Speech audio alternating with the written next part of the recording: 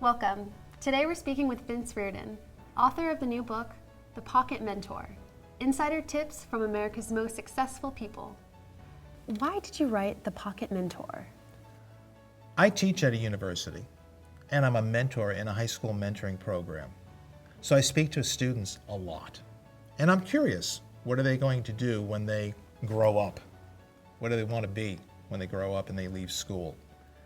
And I'm surprised that many of them, especially those in college, really don't have a good idea. And even those who do have a good idea really don't know how to get to where they want to go.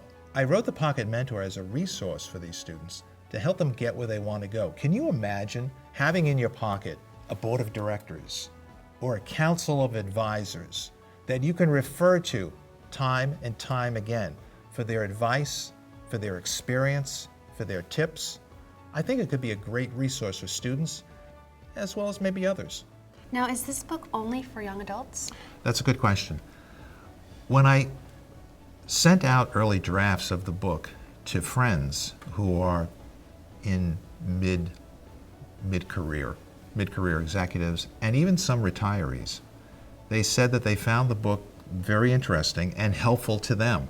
So it sort of began to open my horizon, broaden my horizon for the potential audience for this book. I thought it was initially for millennials, and I think it is primarily for millennials, but I think it is also for mid-career executives or professionals who feel stagnant, who feel that they'd like to get on to the next chapter in their career or their next career, as well as for retirees who are post-career and are looking to not so much retire but refire their lives and perhaps even start a second career. So I think it appeals to many, many potential readers. Why would someone be interested in reading this book? I think someone would be interested in reading the book primarily for the people, to listen to the people in the book that are showcased in the book and what they have to say. I interviewed over a course of about 4 years, 101 notable Americans, men and women, not celebrities, although there are a couple of people in the book who, because of their tremendous prowess or performance, became celebrities, but I tended to avoid celebrities. These are people that have primarily made a difference in other people's lives. And I asked them just one question. I said, what one piece of advice do you wish you had heard when you were starting out after college, or when you're starting out in your life, in your business, in your career, in your profession? And did they dish? I've got lots and lots and lots of data points or pieces of advice. And I think that this book could be a real resource to those who read it. Can you summarize what they told you? The book took about 4, maybe 5 years to write, and I interviewed probably 150 people. From those 150, I chose 101. I don't know why 101, but it sounded right. And after the first year or two, I began seeing that the advice began to fall into 5 broad categories. I call them buckets. One reader emailed me and said that they're actually 5 pillars of wisdom. I like to think of them as buckets. And the 5 buckets would be these. Be yourself. Be a learner. Be for others. Be persistent. And be a risk taker. Now, some advice in the book, some of the people in the book give 5, 10 pieces of advice. So some of the advice overlaps from bucket to bucket.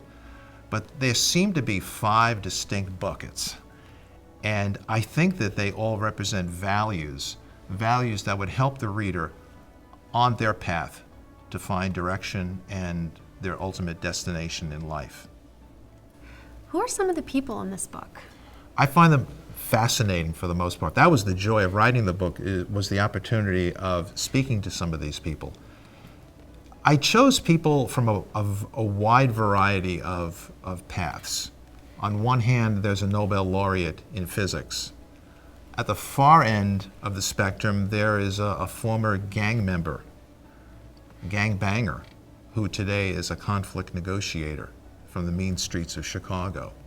So we have someone who comes from the most elite, erudite circles of academia, or of the science world to someone who is trying to help young people stay out of gangs and to put down violence, especially gun violence. And in between, there are musicians, composers, explorers, both of the ocean as well as space. There are some academics, medical researchers. There's one fellow who is an expert furniture maker. There's someone who is a world-renowned architect. There's the late, great Dave Brubeck, the jazz pianist and composer.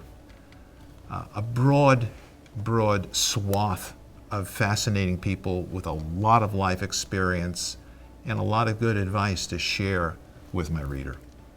Thank you, Vince. Thank you.